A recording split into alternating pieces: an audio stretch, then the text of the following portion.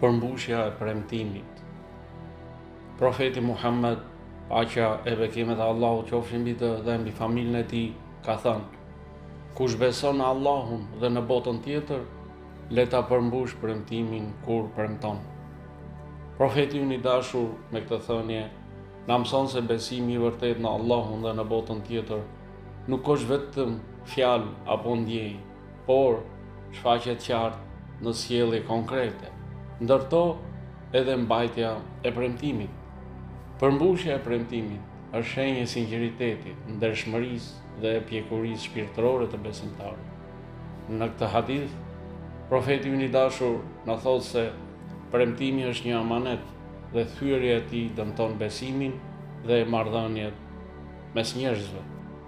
Llogaria në botën tjetër e bën besimtarin të kujdesshëm në fjalët dhe zotimet e tij. Besimi i plot lidhet me etikën, jo vetëm me adhurimet formale. Besimtari i vërtet është ai që është i besueshëm dhe i përgjegjshëm. Është ai që flet me maturi dhe i qëndron fjalës së dhënë, sepse ai e di mirë se për çdo premtim do të jap llogari para Allahut.